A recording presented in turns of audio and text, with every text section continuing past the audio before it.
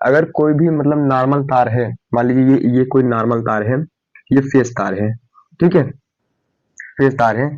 तो इसके अंदर जेन्युइन बात यह है कि इसके अंदर करंट बहेगा, या जो ब्लैक पट्टी।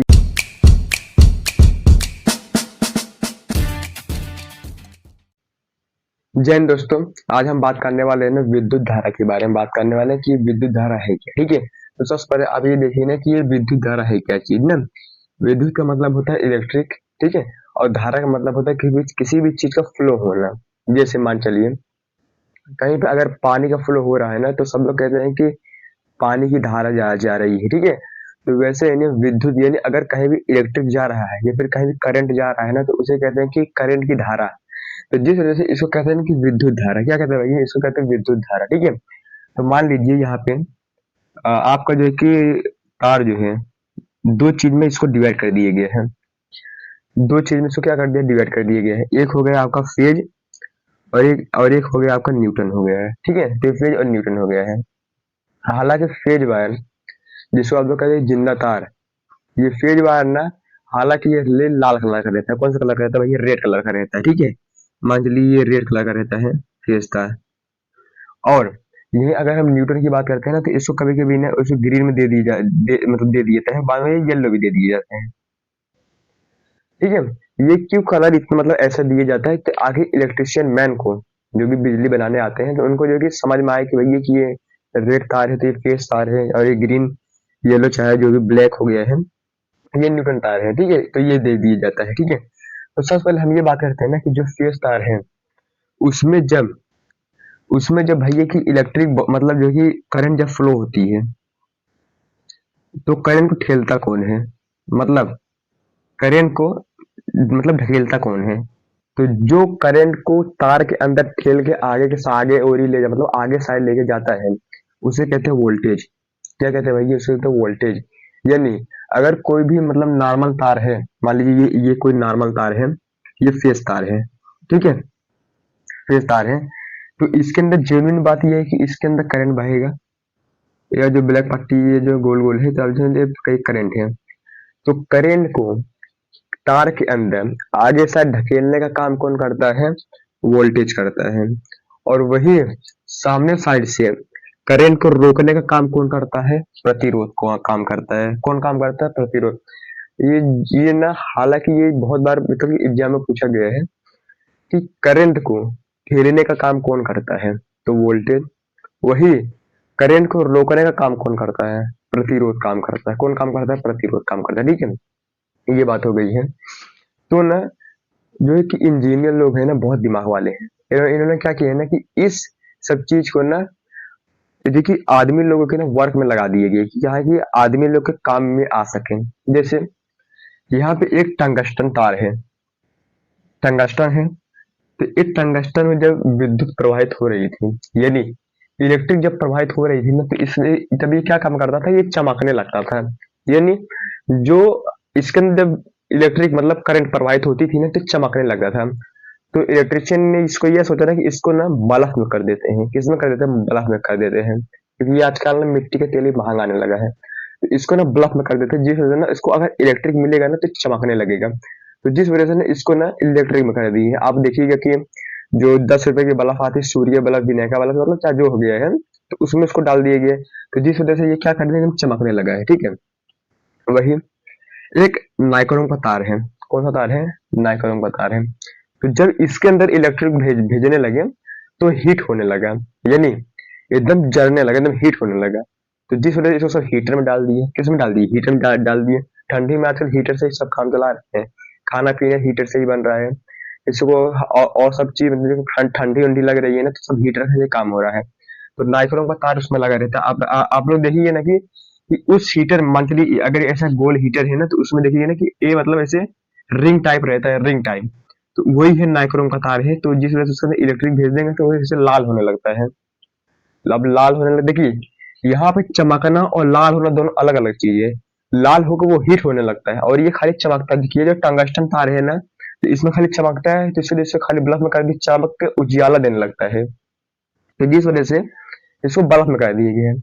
और नाइक्रोम का तार जो है ना, ये क्या काम करता है, ये हीट मतलब गर्मी देने लगता है, एकदम जल जाता है, अंदर हीट देने लगता है। तो जिस वजह से इसको हीटर में कर दिया जाता है। चलिए ये अभी दो चीज तो बन गया है। अब भाई अब गर्मी भी लगेगी ना, तो ये जो कॉपर का तार है तो इसको आप पंखे में देखिएगा, तो एक तो ये क्या काम करता है, अगर इसके अंदर हम लोग बिजली भेजते हैं तो ये ना घूमने लगता है गोल गोल। या जो कॉपर का तार है ना, तो इसके अंदर जब ना मतलब करंट भेजने लगे तो ये ना घूमने लगा गोल गोल, मतलब नाचने लगा है गोल गोल। तो इसका मतलब वो लोग क्या काम किए कि एक काम करते हैं, तो इसको ना पंखे में डाल देते हैं। तो जिस वजह से ना इसको पंखे में डाल दिए तो आज सब पंखे का फायदा उठा रहे हैं। तो इसमें भी ना देखिए कि कॉपर तार लगा रहता है।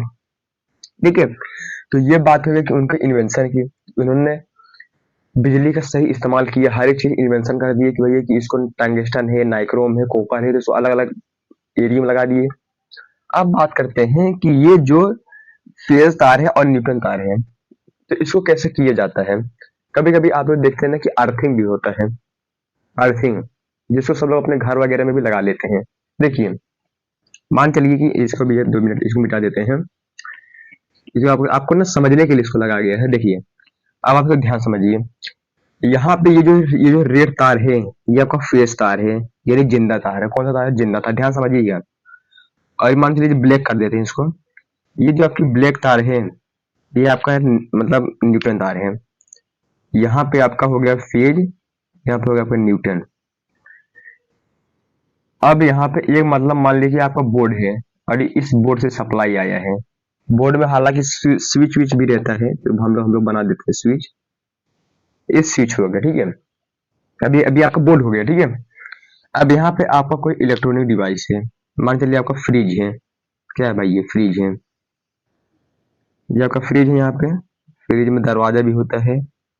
हालांकि इधर आप लोग अपना सब्जी वगैरह रखते हैं, हालांकि ठीक बना है। ठीक है, ये भी हो गया है।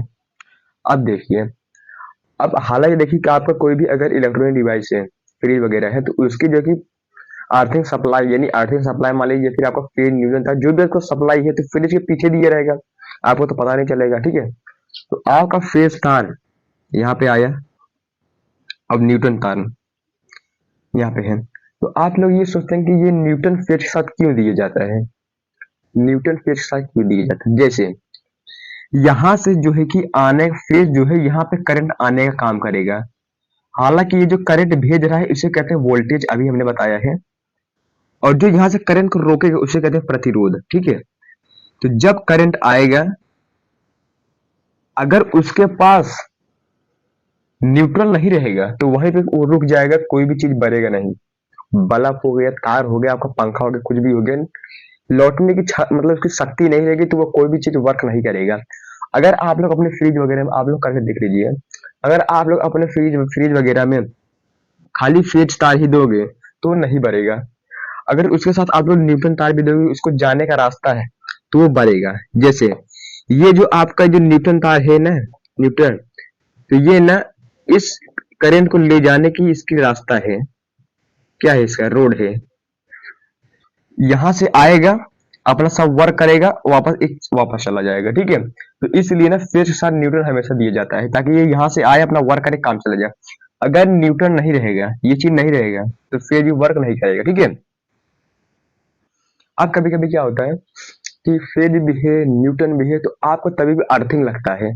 जैसे किसी भी आपके इलेक्ट्रॉनिक डिवाइस में ना आपका अर्थिंग उतरता है, सब लोग कहते हैं कि भैया कि इसमें अर्थिंग उतर रहा है, तो क्या चीज है। कभी कभी ना फेज तार जो है या फिर न्यूटन तार है, यहाँ से गया, तो कभी कभी ये भी ना कभी कभी कट जाता है।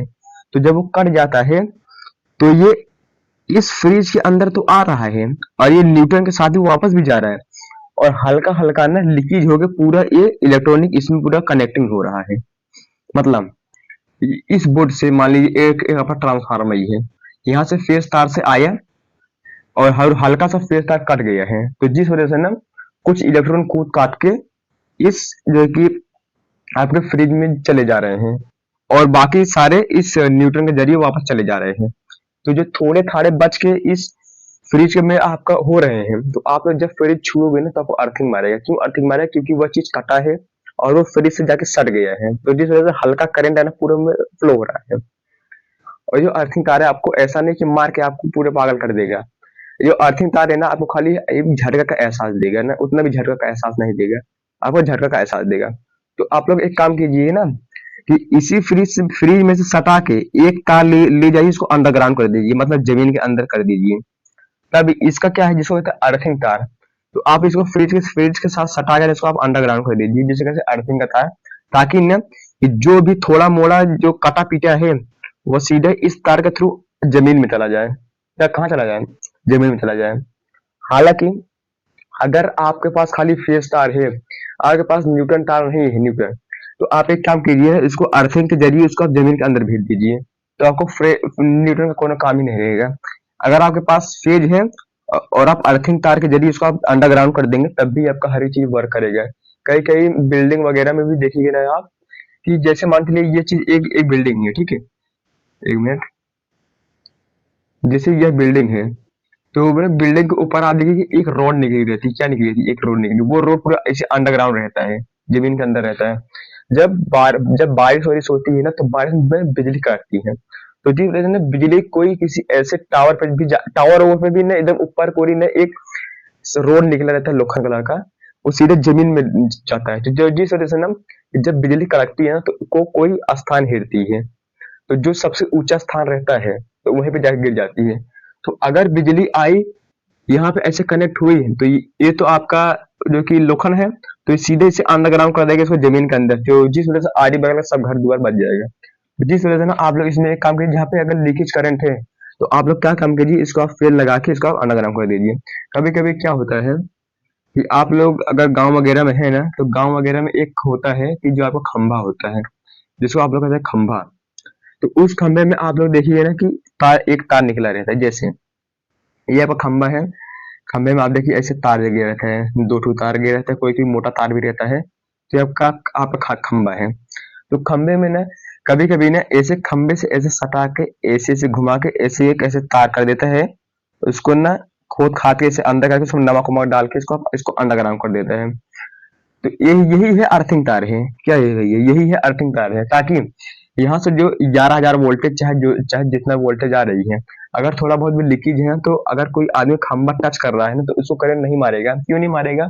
क्योंकि यहाँ पे अर्थिंग तार है ना, तो सीधे से अंडरग्राउंड कर देता है, तो जिस वजह से ना सब चीज सेफ हो जाता है, ठीक है। और एक बात यहाँ पे छूट रही है कि ये जो 1 एम्पियर है, जब आप लोग फेस तार छूते हो, अभी हमने बताया ना कि आप फेस तार छू सकते हो, आपको नहीं मारेगा। लेकिन अगर आपका संपर्क जमीन से है और आपने चप्पल नहीं पहना है, तो आपको मार देगा। क्यों मारेगा? क्योंकि फेज को इस फेज तार को हमेशा अर्थिंग या न्यूट्रन चाहिए, यानी ये फेज तो आने का रास्ता है, तो इसको खाली जाने का ही रास्ता चाहिए। अब जाने वाला रास्ता आप ही हो। अगर आपने इस फेज तार को ऐसे छू दिया, तो आपके अंदर पूरा करंट आएगा। तो अगर आपने चप्पल नहीं पहना है, तो अगर आपका संपर्क पूरे जमीन से है, तो ये यहाँ से आएगा ना, अगर उसका संपर्क जमीन से हो गया तो आपको मार देगा, ठीक है। अगर आपने चप्पल वप्पल पहन लिया है, कभी कभी आप लोग के घर में मतलब इलेक्ट्रिशियन आते हैं ना, तो आप वो कहते हैं कि भैया देखो, हम तो अपना काम कर रहे हैं, हमको मत छूना। अब वो ऐसा क्यों क्यों कहते हैं, अब जब आएंगे तब उनसे पूछना। यहाँ पे वो अपना तार और बना रहे हैं, तो इन्होंने क्या किया, इसको से पकड़ा है, ठीक है।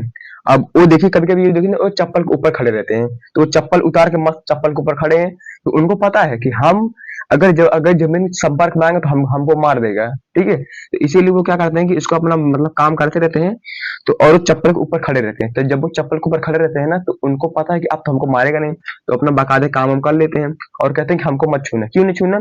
क्योंकि वो फेस तार न्यूटन तार, वो दोनों चाहे कोई भी ऐसे मतलब पकड़ के अपना काम कर रहे हैं, और उनके अंदर पूरा मतलब करंट आ गया है ना, तो अगर आप उनको छुएंगे, तो हालांकि वो छुए थे फेस तार, और आप उनको छू लिए, देखिए जब ये फेस तार छुए ना, तो इनके अंदर पूरा करंट आ गया है। अगर करंट आ गया तो, और अगर आप छुएंगे, तो अगर आपका संपर्क जमीन से है, तो आपको और इनको दोनों को मार देगा।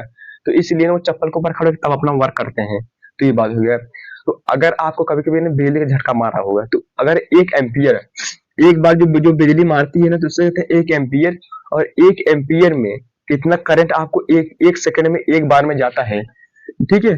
तो 6.25 × 8, ये देखिए यहाँ पे देखिए, 6.25 × 8, सॉरी यार, देखिए यहाँ पे देखिए 6.25 × 10 पावर 18 इतना करंट आप में फ्लो होती है, ठीक है कितना होती है 1 एम्पियर, यानी एक बार का झटका जो मारती है आपको 1 एम्पियर में 1 सेकंड में।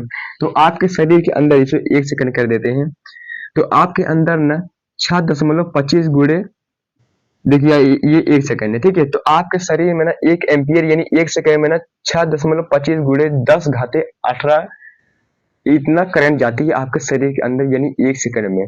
अब आप समझ लीजिए, ये है ना आपने करंट की स्पीड है कितनी है